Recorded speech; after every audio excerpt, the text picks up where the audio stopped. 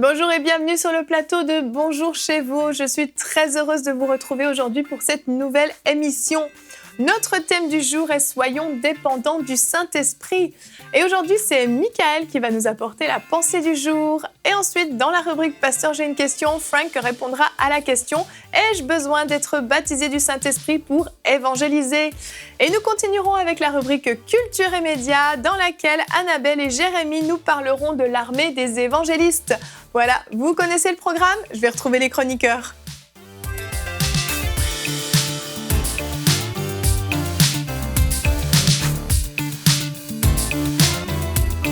Bonjour à tous. Bonjour Evelyne. Ça va bien?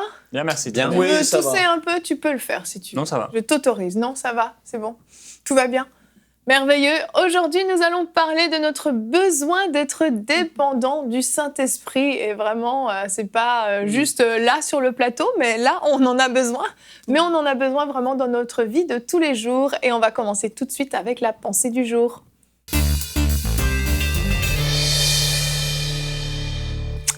Chérie, le titre de ta pensée est « Le Saint-Esprit, le meilleur des conseillers ». Oui, nous avons besoin d'être dépendants du Saint-Esprit. Et ma pensée s'intitule effectivement « Le Saint-Esprit, le meilleur des conseillers » parce qu'il est le meilleur des conseillers. Et on peut lire ensemble dans Ésaïe au chapitre 11 et au verset 2 « L'Esprit de l'Éternel reposera sur lui » en parlant du Seigneur Jésus-Christ. Esprit de sagesse et d'intelligence, esprit de conseil et de force, esprit de connaissance et de crainte de l'Éternel. Et on voit que Jésus-Christ, en tant qu'homme, et à la fois Dieu, mais fait homme, était 100% dépendant du Saint-Esprit lorsqu'il exerçait son ministère. On voit qu'il prenait toujours les bonnes décisions parce que l'esprit de conseil, le Saint-Esprit, était sur lui. Et la bonne nouvelle, c'est que Jésus a dit qu'en partant au ciel, auprès du Père, il nous enverrait un consolateur, le Saint-Esprit. Et ce même esprit de conseil qui était sur Jésus-Christ, aujourd'hui, peut être sur nous et habite en nous si on est né de nouveau, si on a reçu Jésus-Christ comme notre sauveur personnel. Et puisqu'il habite en nous, cet esprit de conseil qui sait toutes choses, qui a créé toutes choses et qui a accompagné le Seigneur Jésus, qui lui-même a dit « Je ne fais rien sans avoir vu le Père faire », c'est-à-dire que l'esprit du conseil communiquait toujours à Jésus le conseil, la pensée du Père, et il ne faisait que faire que ce que le Père lui disait par son esprit.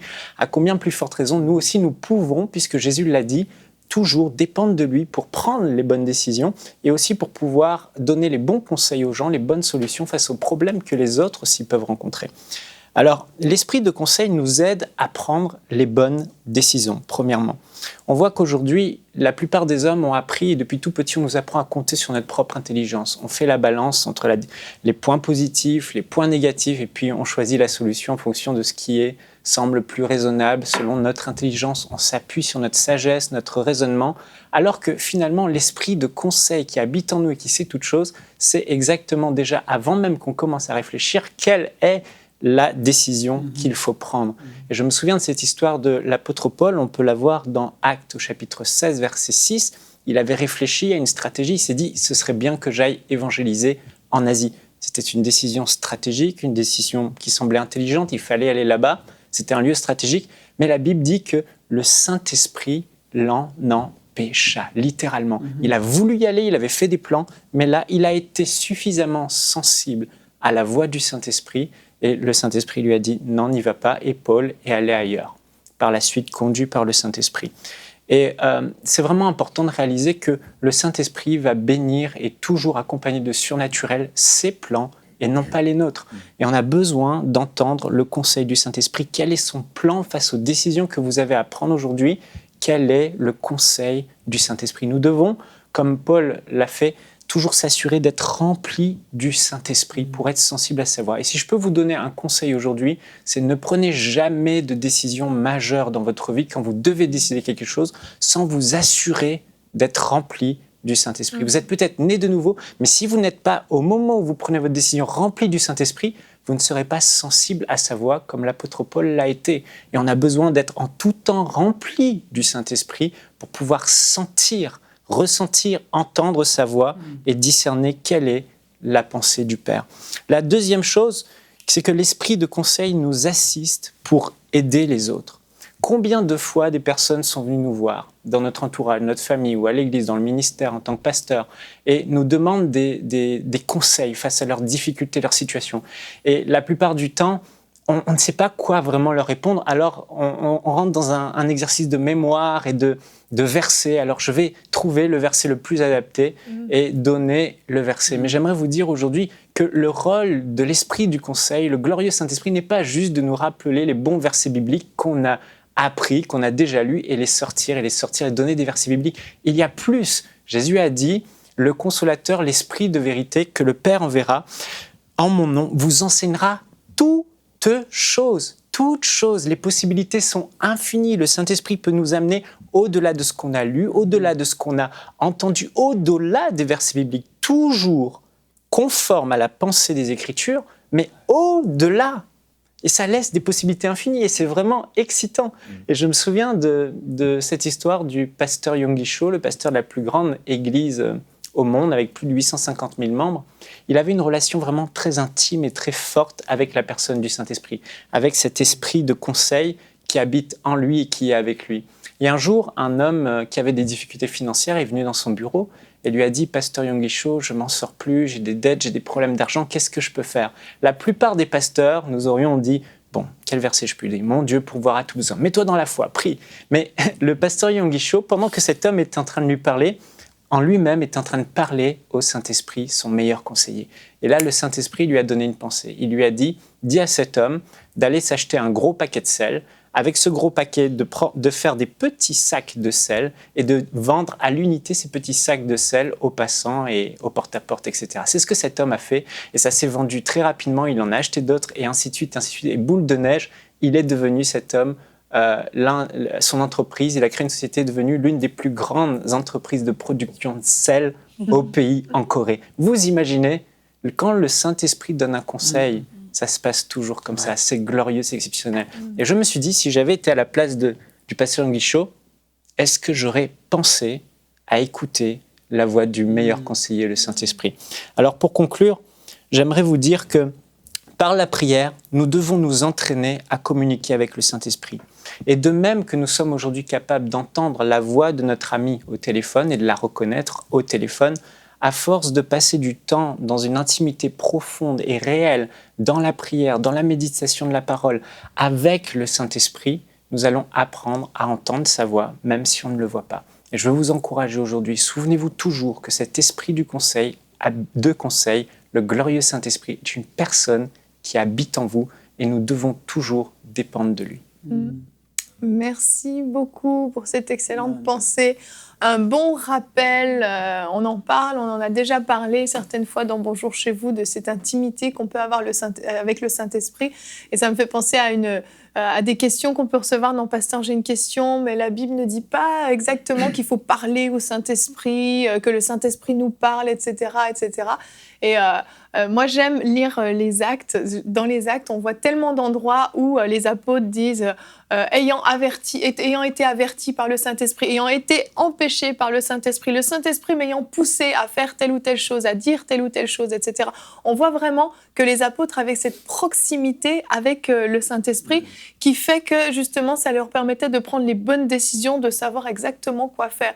Et dans notre vie super agitée qu'on peut avoir de nos jours, où justement, on nous parle beaucoup de sagesse, d'intelligence, on a accès à Google, dès qu'on a une question, on a le réflexe, hop, Google, hop, comment je peux faire pour avoir ma réponse, etc.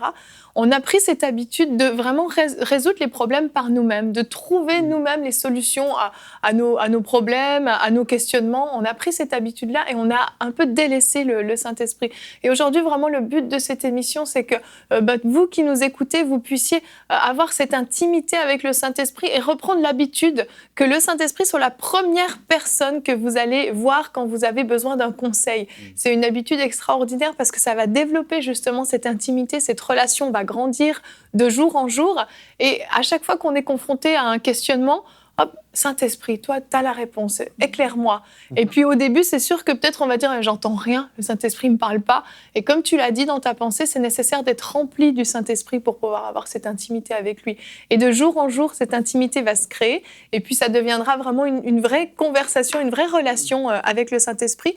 Et on va regarder notre verset du jour qui aujourd'hui est dans Romains 8 au verset 14. « Car ceux qui sont conduits par l'Esprit de Dieu sont fils de Dieu. » Sommes-nous conduits par l'Esprit de Dieu? Amen. Je pense que c'est valable pour tous les domaines de notre vie. Je pense notamment à l'éducation par rapport à nos enfants. Apprendre à dépendre du Saint-Esprit, ça va, en tant que parents, tellement nous faciliter la vie. On fait face à des défis, à des questions et on se demande comment on fait. C'est ça, on peut aller lire tellement d'articles, aller demander à d'autres personnes, ce qui n'est pas mauvais en soi. Mais le Saint-Esprit a une réponse tellement particulière et spécifique pour ce moment, pour cette minute, connaît exactement l'état de notre cœur, ce que notre enfant a dit, ce qu'il n'a pas dit, ce qu'il ne veut pas dire, ce qu'il ne compte pas dire non plus. Et le Saint-Esprit, qui est l'esprit de conseil et l'esprit de vérité, va nous conduire et va nous donner une intelligence, comme tu disais, au-delà de tout ce qu'on peut imaginer. Et là, c'est infini. C'est pas avec juste l'information que j'ai, c'est par révélation. Et la révélation ouvre des portes infinies. Et moi, tellement de fois, ça m'est arrivé avec Eden. On parle, et là, vraiment, je suis là, ok, qu'est-ce que je dis, qu'est-ce que je fais? Et je demande au Saint-Esprit, mais c'est quoi la réponse?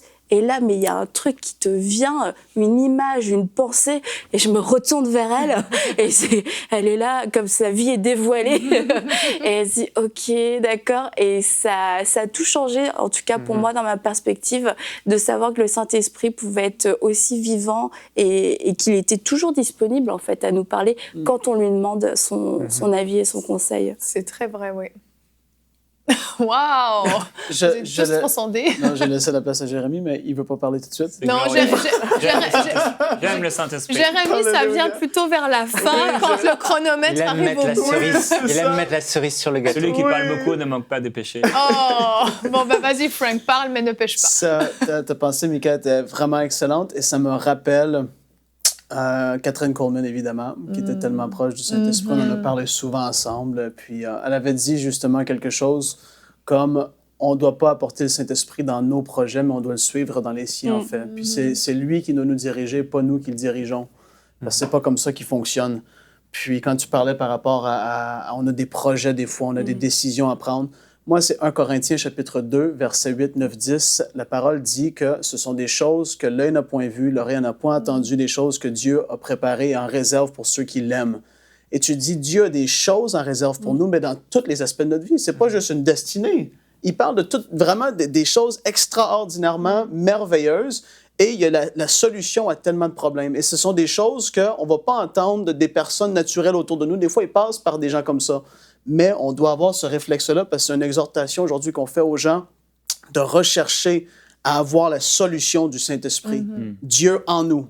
Puis ça, c'est puissant, c'est profond. Et tu te dis, Dieu a des choses que mes yeux n'ont point vues, que mes oreilles n'ont pas entendues, des solutions, il y a des pensées pour ma vie spécifique. C'est énorme. Et quand tu y penses, tu te dis, ben, j'ai d'affaires à prier et de commencer à le chercher. Parce que je vois des personnes autour de moi qui ils avancent dans leur vie, ils vivent des choses extraordinaires, ils progressent. Et puis des fois, pour ceux qui sont à la maison, ils peuvent se dire, moi, je progresse pas en fait. Je tourne en rond. Mais c'est le temps de peut-être dire, Saint-Esprit, qu'est-ce que je fais de pas correct? Révèle-moi, conseille-moi sur où est-ce que je dois aller. Et ça, c'est tellement important et c'est puissant. Ça n'a même pas de prix, il n'y a pas de mots pour dire qu'est-ce que ça vaut de pouvoir être conduit par le Saint-Esprit en nous. Pour de vrai, c'est tellement énorme, il faut en être conscient. C'est valable dans les grandes choses comme dans les petites choses, en fait. Moi, je me souviens de Mathilde, dans une émission Parole de Femme, qui disait que quand elle allait faire les courses, elle demandait parfois, Saint-Esprit, qu'est-ce que j'ai oublié d'acheter? Bon, ça peut paraître une toute petite chose, mais quand on est une maman avec des enfants et quand on est sorti faire les courses et quand on arrive à la maison puis on a oublié la chose qu'on voulait, et elle disait, le Saint-Esprit me rappelle des fois, faut que tu achètes ça, faut que tu achètes ça. Ça paraît tout petit. Pour d'autres, c'est dans des décisions gigantes. Et je sais, ça ne te parle pas du tout, cet exemple. Comment? C'est le Saint-Esprit qui t'a révélé ça? Je n'en ai même pas eu besoin. Mais là. je me suis gratté l'œil parce que ça grattait vraiment. Je te crois. Tu lis en moi. Mais dans des grandes choses aussi, dans des problèmes beaucoup plus compliqués de la vie de tous les jours, où là, on est vraiment des fois face à un mur, on n'a pas de solution. Je me souviens d'une histoire, est-ce que tu te souviens, chérie, cette histoire de ce monsieur dans le train, là, le Saint-Esprit lui a révélé... Le Saint-Esprit lui avait révélé tout un code mathématique super complexe. Tu te souviens pas de cette histoire? Non. Dans le train, non. Oui, non, bah, en tout cas. Il y en a d'autres. C'est ça, mais... C'était pas dans le train, c'était un Suisse. Je vois pas le rapport. Parce que les Suisses ne prennent jamais le train. Il était dans une montagne très... Ma très femme est élevée. suissesse. Oui, il y a un homme, en fait, qui la nuit, a rêvé, en fait, d'une formule mathématique très compliquée. Il l'a vue, il l'a réécrit et il l'a déposée, il l'a breveté, en fait. Ah oui, et voilà, quelques temps plus tard, la NASA l'a contacté, c'est une histoire vraie, parce que la NASA a découvert une formule pour la peinture de leur fusée qui posait un problème. Et quand ils ont voulu l'appliquer, elle était brevetée. Et c'était à ce fermier-là. Et il a eu de l'argent, beaucoup d'argent, et il a tout redonné à l'Évangile. C'est ça, c'était pas du tout sa profession, il n'y connaissait rien du tout. C'est ça qui est super, parce qu'aujourd'hui, les gens deviennent des personnes, accèdent au succès grâce uniquement à leur talent, leur intelligence, leur habileté. Mais ce qui est formidable avec Dieu, c'est qu'il choisit des pêcheurs de poissons pour dépasser les théologiens et chambouler le monde. C'est le Saint-Esprit. Il y a de l'espoir pour nous. Il y a de l'espoir pour vous, il y a de l'espoir pour nous. C'est que oui, on n'est peut-être pas aussi intelligent que d'autres personnes, mais si on sait s'appuyer sur le Saint-Esprit, il peut nous révéler ce qu'on n'a jamais étudié. Il peut nous enseigner toutes choses, les mathématiques, les sciences, les langues, tout, les mystères. Quand tu lis, mettons, le livre de Romains, et tu vois à quel point c'est complexe et c'est puissant, c'est profond, mais un homme n'aurait pas pu écrire ça. C'est impossible. L'homme l'a écrit, mais je veux dire, inspiré du Saint-Esprit, comme on le sait. Et tu dis, c'est tellement poussé, comme tu dis, mais c'est des trucs, des fois, on est trop bloqué, on se dit, mais Dieu, il fera pas ça, ou pourquoi est-ce que je m'ouvrais à plus? C'est cérébral, en fait. C'est ça, on est vraiment trop dans nos boîtes fermées. Cette histoire-là du fermier, c'est énorme. Oui. Quand tu te dis, c'est vraiment, c'est fou. Puis il veut faire tellement plus avec chacun de nous. Ça, il faut en être convaincu. En fait, il faut s'ouvrir à vouloir plus aussi du Saint-Esprit. Puis ça, c'est tellement important, ouais.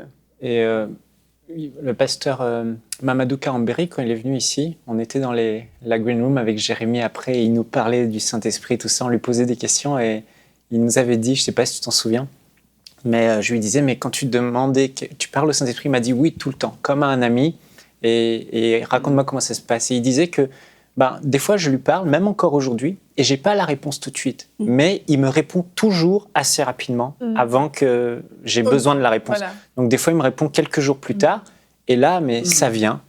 Des fois, pas directement comme je le pense, par une pensée, mais par une situation, une circonstance, quelqu'un qui dit quelque chose, et là, il capte mon attention. Mais d'une manière ou d'une autre, immédiatement ou plus tard, le Saint-Esprit nous parle.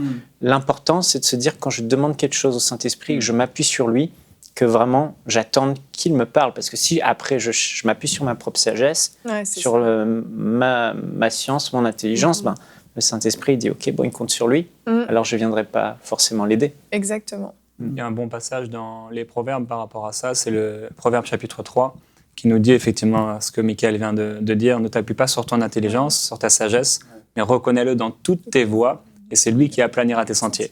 Et justement, hier matin, j'ai pris un temps sur ce passage-là, en voyant ma semaine qui était devant moi, plusieurs jours devant moi, et j'ai commencé à prendre ces versets l'un après l'autre, et à remettre cette semaine au Seigneur, cette journée à Dieu. Et c'est très rafraîchissant de pouvoir parler de cette dépendance du Saint-Esprit et cette pensée de Michael, parce que le Saint-Esprit, c'est vraiment un ami. Il est là avec nous, il peut nous diriger. Annabelle disait tout à l'heure que même pour des gens comme nous, c'est encourageant, il y a de l'espoir. Mais je me souviens quand j'étais sur mon vélo à 12 ans, là, dans ma campagne, et que je restais là, j'allais à l'école, j'allais chez moi, j'allais à l'école, j'allais chez moi. Quand j'étais chez moi, j'avais pas plein d'amis, j'étais tout seul, il y avait personne, il y avait tellement peu d'habitants. Et j'étais là, mais j'avais le Saint-Esprit avec moi. Et il m'a dirigé dans les saisons de ma vie, dans les saisons de notre vie. Et pour nous amener jusqu'ici, il a tout dirigé. C'est vraiment il est merveilleux. C'est le maître. C'est le maître, il dirige nos vies et ça c'est vraiment super. Mais il faut prendre le temps. Il faut prendre le temps de l'écouter.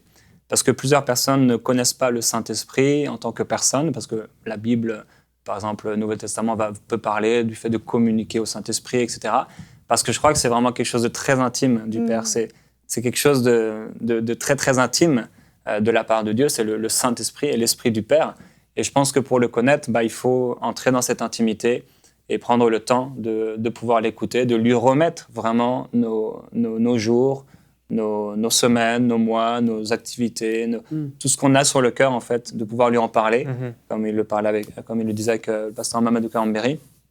Le fait de communiquer régulièrement avec lui, on en a déjà parlé, Michael en a parlé dans, je crois, 5 millions d'histoires. On parlait de ce moment au début quand on s'est rencontrés, où il laissait une place à côté de lui pour le Saint-Esprit. Oui. Mais c'est vraiment puissant parce que ça parle, en fait. Le fait de communiquer avec lui, il devient ton ami, ça devient quelqu'un avec qui tu parles. Tu vas lui parler dans la voiture. Oui, on parle au Père, on va demander au Père au nom de Jésus-Christ. Mais ce Saint-Esprit, c'est vraiment cet ami qui est là tout le temps avec nous. On peut lui parler de ce qu'on ressent. On peut lui parler, j'aimerais bien faire ça, Seigneur, je veux aller en week-end, qu'est-ce que tu penses de ça? Je veux aller en vacances. Je crois qu'on peut être dirigé par le Saint-Esprit dans tout ce qu'on fait. Ouais. Et c'est super rafraîchissant, moi, je trouve, de pouvoir se dire ça. Le Saint-Esprit veut nous parler, nous diriger. Ouais. Ça peut nous éviter aussi des catastrophes certaines fois, hein, parce qu'on peut... On peut s'engager dans des terrains et on regrette après amèrement de s'y être engagé. Donc, c'est vraiment important. Les déménagements, les achats de maisons, de voitures. Oui, des changements de profession, plein de choses. Ouais. Ce serait dommage de se priver de cette communion et du conseil du Saint-Esprit. Tu disais pour les petites choses, ce qu'on peut juger de petites ou des choses dans la vie de tous les jours. Par exemple, un achat de voiture, on se dit, c'est pas si dramatique que ça. Mais c'est vrai qu'après, ça peut pourrir ta vie. Vraiment, puis ça te suit pendant des années, tu perds de l'argent. Et dès que tu y penses tous les jours, ça valait la peine de prendre un moment et de recommander cette décision, de demander au Saint-Esprit ce qu'il pensait et de ne pas se dire « il s'en fiche, il n'a rien à me dire sur ça ». Non, tous les aspects de ma vie le concernent, sont importants et il y aura une conséquence positive ou négative en fait dans mes choix. Donc autant prendre le temps de recevoir ce conseil qui vient directement du ciel et qui est bon et qui va avoir des bons fruits aussi par la suite. Amen. Et un domaine dans lequel on a peut-être besoin du Saint-Esprit ou pas, Frank, tu vas nous le dire. Dans Pasteur, j'ai une question. Nous avons reçu une question de Eric de Côte d'Ivoire qui nous a demandé « Ai-je besoin d'être baptisé du Saint-Esprit pour évangéliser ?» Frank, est-ce que c'est une obligation? Eric, je vais répondre tout de suite à la question. Tu peux évangéliser sans être baptisé du Saint-Esprit. Excuse-moi.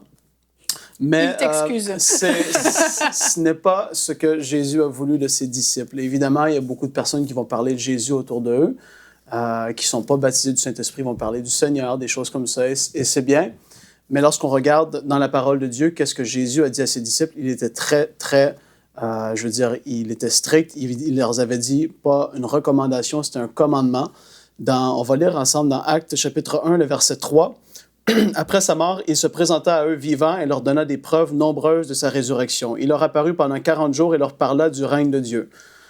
Or, un jour, il prenait un repas avec eux. Il leur recommanda de ne pas quitter Jérusalem, mais d'y attendre que son Père leur accorde le don qu'il leur avait promis. C'est le don que je vous ai annoncé, leur dit-il, car Jean a baptisé de l'eau, mais vous, c'est dans le Saint-Esprit que vous serez baptisés dans peu de jours.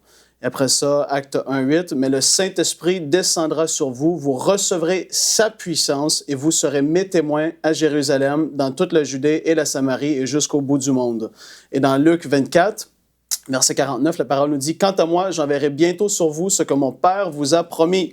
Vous donc restez ici dans cette ville jusqu'à ce que vous soyez revêtus de la puissance d'en haut. » Et ça, c'est ce qu'il voulait que les disciples fassent. Et pour illustrer très, très simplement, Eric, ma réponse, lorsqu'on regarde à Pierre, il a renié Jésus 3 fois. Il aimait Jésus, je crois de tout mon cœur, il l'aimait énormément, mais il faisait face à une réalité. Il y avait le monde spirituel invisible qui était là. Et Jésus avait dit, « Pierre, tu vas me renier 3 fois. » Et Pierre, « Non, je ne vais pas te renier. Non, non, non. » Et il faisait face à des accusations. « Tu étais avec Jésus, tu étais avec lui. » Il disait, « Non, non, je n'étais pas avec lui. » Il le reniait. Et là, tu vois Pierre dans un état qui manque d'hardiesse, qui manque d'assurance, qui manque de toutes sortes de choses, en fait. Il reniait Jésus. Et puis là, tu vois, tout à coup, il reçoit le puissant baptême du Saint-Esprit. Dans Acte 2, on va le lire ensemble. Acte 2:1, le jour de la Pentecôte, ils étaient tous ensemble dans le même lieu. Tout à coup, il vint du ciel comme un bruit, celui d'un vent impétueux, et il remplit toute la maison où ils étaient assis. Des langues semblables à des langues de feu leur apparurent, séparées les unes des autres, et ils se posèrent sur chacun d'eux. Et ils furent tous remplis du Saint-Esprit et se mirent à parler en d'autres langues selon que l'Esprit leur donnait de s'exprimer. Et au verset 14, alors Pierre se présenta avec les 11 face à la foule, éleva la voix et leur parla en ces termes: « Hommes juifs, à vous tous qui séjournez à Jérusalem, sachez ceci et prêtez l'oreille à mes paroles. Ces gens ne sont pas ivres comme vous le supposez, car c'est la 3e heure du jour, mais c'est ici ce qui a été dit par le prophète Joël dans les derniers jours. » Et là, il prêche un message de puissance et de feu, et il y a eu 3000 conversions. Et tu te dis que Pierre, il passe de Pierre qui renie Jésus, soudainement reçoit la puissance d'en haut, le puissant baptême du Saint-Esprit, et là, il prêche un message rempli d'assurance à une foule de milliers de personnes. Il n'est plus le même. Et Jésus avait dit: « Attendez, les gars, avant d'aller de par le monde, parce que je veux que vous receviez la puissance d'en haut, le Saint-Esprit survenant sur vous, et vous serez mes témoins. » Et comme j'ai dit, on peut parler du Seigneur, on peut croire en Dieu, parler de Jésus à des gens. Est-ce que tu connais Jésus? Jésus t'aime. Mais lorsque tu as la puissance du Saint-Esprit sur toi, les dons se manifestent au travers de toi et tu parles avec une assurance qui n'est plus la tienne. C'est le Saint-Esprit qui se manifeste au travers de toi, ça change les choses. Et les gens vont dire: mais qui est cet homme qui me parle? Pourtant, il n'est pas comme ça normalement. Et lorsque moi, je peux prêcher, au début, je commence à prêcher, et là, soudainement, je sens la puissance de Dieu qui descend sur moi, et tu commences à prêcher avec assurance. C'est différent. Et Jésus voulait ça pour ses disciples, il voulait ça pour chacun de nous qui est ici, et il veut ça pour toi, Eric, en Côte d'Ivoire. Il veut que tu puisses témoigner avec assurance, rempli vraiment de la puissance de Dieu, et que tu vois beaucoup de fruits portés au travers de ta vie. Donc, on peut... Mais Jésus avait dit: non, attendez les gars, c'est très important que vous soyez revêtus de la puissance d'en haut. Donc voilà la réponse de Jésus qui n'est pas la mienne. Il leur avait dit: attendez à Jérusalem. Amen. Merci Frank, super réponse, très très claire. On va continuer tout de suite avec la rubrique Culture et Médias.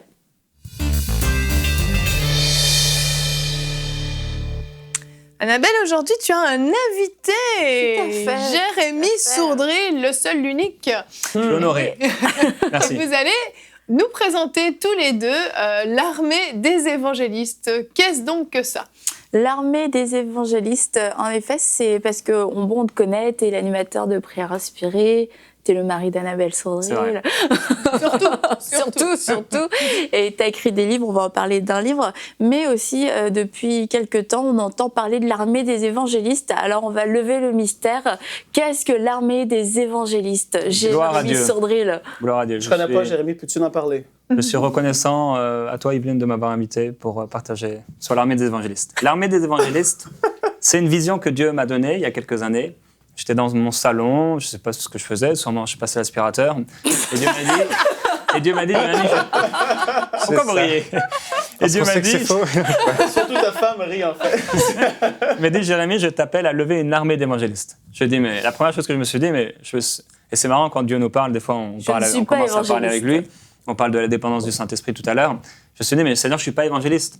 Donc j'ai résisté pendant plusieurs jours par rapport à ces pensées, même quelques semaines. Et ça a resté en moi, à l'intérieur de moi. Donc je sentais, non, je suis pas.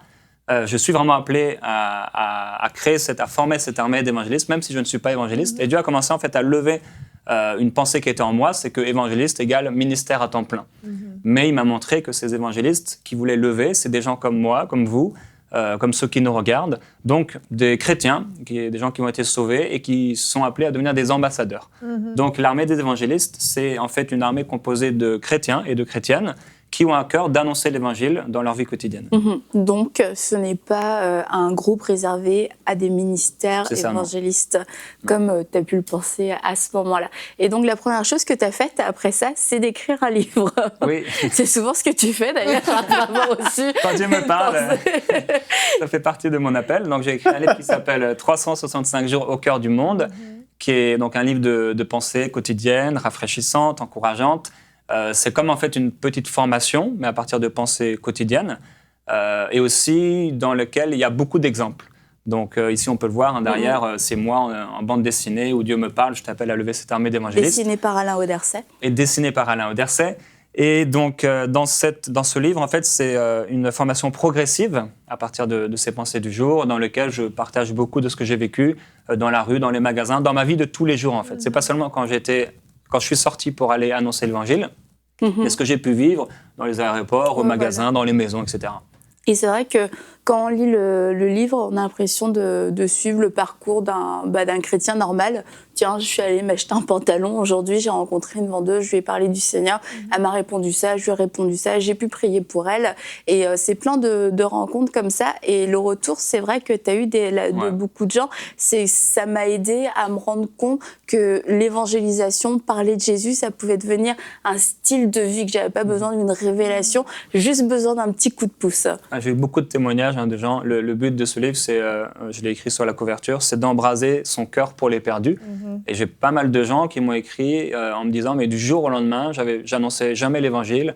Ça fait 20 ans que j'annonçais pas l'évangile. Et du jour au lendemain, en lisant le livre, il y en a qui ont vécu des expériences avec le Saint-Esprit, où le Saint-Esprit est descendu sur eux, qui ont été baptisés du Saint-Esprit, de commencer à aller dans la rue, à vivre des expériences. Et de plus en plus, je reçois plein de témoignages de gens, des plus vieux, des plus jeunes, des filles, des garçons, etc., selon leur culture, avec de plus en plus de témoignages super encourageants de personnes qui ont dit oui au Saint-Esprit, parce que c'est ce que j'enseigne un peu dans ce livre, c'est déjà de dire oui, Saint-Esprit, je suis disponible. C'est déjà, je crois que c'est la première étape, quand on dit je suis disponible, cette dépendance au Saint-Esprit, il va commencer à nous parler, et quand on va commencer à voir les gens dans la rue, il y a un tel moment où le feu était tellement présent en moi, que pour annoncer l'évangile, je voulais plus sortir de chez moi. Parce que je savais que dès que j'allais sortir, il allait me dire « Ah non, parle de moi, cette personne. » Du coup, il faisait que de passer l'aspirateur à la maison.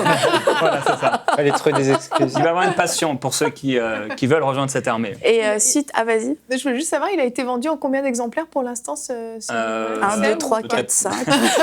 C'est peut-être à peu près 6 000 personnes. C'est pour dire que c'est à peu près 6 000 personnes qui sont en train, en tout cas, de se former pour cette armée. Ouais, je me souviens, quand tu as écrit ce livre, j'ai dit, bon, j'espère que le Saint-Esprit t'a vraiment parlé, sinon t'en vendras pas, hein, parce que l'évangélisation, les chrétiens, souvent, ça les intéresse pas. Mais c'est énorme, 6 000 dans la francophonie quand même. Bah oui. Pour un livre d'évangélisation, c'est sûr que c'est pas les thèmes qui Donc c'était bien le Saint-Esprit. il se répand. Oui, Sois encouragé, Jérémie. Sois encouragé. Et après ce livre est venue aussi l'idée des émissions.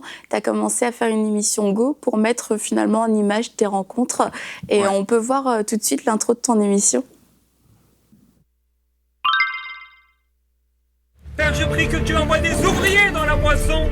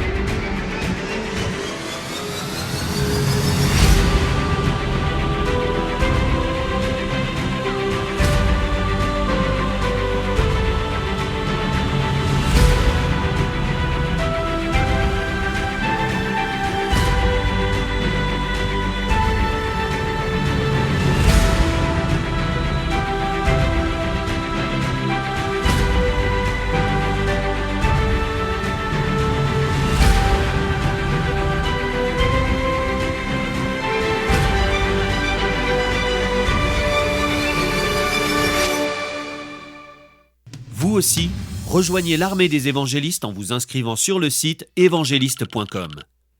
Bon, on retrouve toujours un peu ton style décalé. Dieu m'a fait comme ça. Quelle merveilleuse continuité. Donc les émissions Go, la première saison est sortie. Tu as sorti combien d'émissions 6 émissions pour l'instant. Puis on voit que tu sors en été, en hiver. Exactement. En capuche, en Marcel. Oui, c'est ça. Donc, c'est une émission bi-hebdomadaire. Donc, 2 fois par mois, je sors cette émission-là de à peu près 30 minutes où je vais dans les rues avec des caméras, donc sur moi, je filme les gens. Et le but, c'est de motiver les gens. En fait, c'est un peu ce que j'ai fait dans le livre, mais là, en vidéo. En image. Et quand les gens regardent ça, pareil, là, j'ai pas mal de témoignages. Des gens qui disent « Ouais, je peux le faire aussi, j'ai commencé à le faire ». Donc, c'est très encourageant. Il faut aller sur YouTube, il suffit de taper émission Go, Jérémy Sandril, et de pouvoir découvrir ces émissions 2 fois par mois. Donc, je vais dans différents endroits. Là, j'étais à Nice, J'étais en Bretagne également, je vais aller en Guadeloupe cette année, au Burkina Faso, dans différents endroits, et dans la francophonie pour encourager les gens à annoncer l'Évangile. Ce qui est cool aussi dans tes émissions, c'est qu'on voit que quelquefois, il se passe pas grand-chose. Ouais. Tu parles aux gens et tu te dis, ah bah oui, c'est vrai que je peux le faire du coup. C'est ça la particularité un peu, c'est que quand je vais filmer, toutes les personnes que je rencontre se retrouvent dans les émissions. C'est-à-dire que j'enlève rien. C'est-à-dire que chaque personne est dans l'émission. Ça montre en fait ce qu'on vit dans notre vie de tous les jours. C'est-à-dire que c'est pas tout le temps c'est pas une émission où il y a que des miracles, etc. Il y a des choses où il se passe rien, il y a des gens fermés, il y a des gens ouverts, ce qu'on vit de tous les jours. En fait. Et puis finalement, après le livre, après les émissions, tu as voulu créer comme une plateforme pour rassembler tout le monde, pour créer une communauté. Et là, vraiment, l'armée des évangélistes a commencé à prendre forme. Et aujourd'hui, donc, tu as un site, évangéliste.com, et les gens peuvent s'inscrire et les gens peuvent rejoindre directement l'armée des évangélistes. Oui, c'est ça. Il y a un site qui s'appelle évangéliste au pluriel.com. Et sur ce site-là, en fait, il y a la possibilité de s'inscrire en 1 minute et de rejoindre en fait une communauté de croyants dans le monde entier et de voir une carte, d'apparaître en fait sur une carte du monde qu'on peut voir ici. Donc, il y a des gens qui ont commencé à s'inscrire. J'ai créé ça il y a quelques semaines maintenant, Aujourd'hui, il y a à peu près 1000 personnes qui sont sur cette carte du monde. Ce qui est bien, en fait, c'est que non seulement on peut connecter avec des personnes qui sont pas très loin de chez nous, et aussi on peut créer des événements. Donc, un rendez-vous, par exemple, je dis demain, devant l'hôtel de ville de Nice ou de Lyon, on se donne rendez-vous à 10h. On voit ici, par exemple, quelqu'un qui a créé un événement à Toulon. Donc, il s'est dit de 10h à midi, voilà, on va se retrouver à tel endroit, on va distribuer des traités, etc. Et quand je suis inscrit et qu'il y a un événement qui se passe autour de chez moi, je reçois un email automatiquement pour me prévenir qu'il y a un événement qui va se passer, qui va se dérouler autour de chez moi. Et donc, les gens commencent à se connecter les uns aux autres. On m'a dit, je suis parti avec des amis. Ça, c'est aussi faire des rencontres. Si les gens cherchent à se marier, allez vous inscrire sur évangéliste.com. Vous allez rencontrer des frères qui sont beaux et des sœurs qui sont belles célibataires. Je suis sûr qui ont la même passion pour vous. Je suis sûr qu'à cause de ce que tu viens de dire, il y a quelqu'un qui va se marier. C'était le but. Qui va s'inscrire, en tout cas, qui va se marier, je sais pas. L'important, c'est qu'ils continuent à évangéliser après. Ensemble. Oui, c'est ça. Il y a le livre, c'est pour en tant qu'individu, dans ma vie quotidienne, etc. Là, c'est plus, je rejoins des frères et des sœurs et on va ensemble dans les rues pour annoncer l'évangile. Donc, pour plus d'informations, on peut aller sur le site évangéliste.com et là, c'est vraiment très, très simple pour pouvoir s'inscrire, pour pouvoir faire partie de cette armée d'évangélistes. Et puis, c'est encourageant parce qu'on fait partie d'une communauté. On voit, je ne suis pas tout seul dans ma ville. Et puis, on voit qu'au 7 janvier, tu avais 700 évangélistes déjà inscrits, mais maintenant, ça a déjà monté. Ça faisait quelques jours que c'était... Bon, ça fait déjà quelques semaines. Il y a de plus en plus de personnes inscrites. Mais je veux vraiment encourager tous ceux qui écoutent, frères et sœurs, si vous croyez en cette vision, inscrivez-vous, ça vous prend 1 minute et ça va permettre au Seigneur de manifester vraiment de plus en plus de sa gloire à travers nos vies, à travers votre vie et aussi de connecter avec d'autres frères et sœurs. Et donc, c'est une communauté qui est appelée aussi à grandir et à avoir de plus en plus d'impact. Et tout ça, bien sûr, c'est pour gagner un maximum d'âmes. C'est ça, oui. Et c'est aussi avec derrière la vision d'amener ces gens dans les églises locales, contrairement à ce qui se peut se faire parfois par rapport à l'évangélisation. Exactement, c'est vraiment super. C'est quelque chose vraiment que le Saint-Esprit, comme Michael l'a dit, t'a donné. Et puis c'est vraiment extraordinaire. Félicitations, Jérémy. Merci. Et il y a des conférences Go aussi, Oui. où je forme les gens et elles sont présentes aussi sur la carte du monde. Tu les formes à se filmer eux-mêmes? Je les forme à annoncer l'évangile dans différentes églises, là où je peux passer. Ça se trouve là-dessus. D'accord, ok. Je vous invite tous à aller visiter le site évangéliste.com, c'est ça, pour pouvoir vous inscrire et puis en savoir plus sur cette merveilleuse vision de l'armée des évangélistes. Et je vous rappelle, notre thème du jour était « Soyez dépendants du Saint-Esprit », que ce soit pour évangéliser, que ce soit pour être conseillé, que ce soit pour prendre les bonnes décisions, pour toutes sortes de choses dans votre vie. En fait, le Saint-Esprit est avec vous. Il est vraiment un fidèle conseiller. Et puis, vous pouvez vous appuyer sur lui avec certitude. Donc, je vous encourage à développer cette intimité avec le Saint-Esprit à partir d'aujourd'hui. Prenez cette décision. Si vous avez passé du temps à négliger le Saint-Esprit, vous pouvez sincèrement vous repentir et puis prendre la décision aujourd'hui de commencer cette relation avec ce merveilleux Saint-Esprit. Demain, nous allons parler de se préparer pour entrer dans notre appel et nous aurons la rubrique « C'est mon histoire » avec Aurélie Tchatchou que vous connaissez. Merci de nous avoir suivis, merci à vous pour cette émission et bonjour chez vous.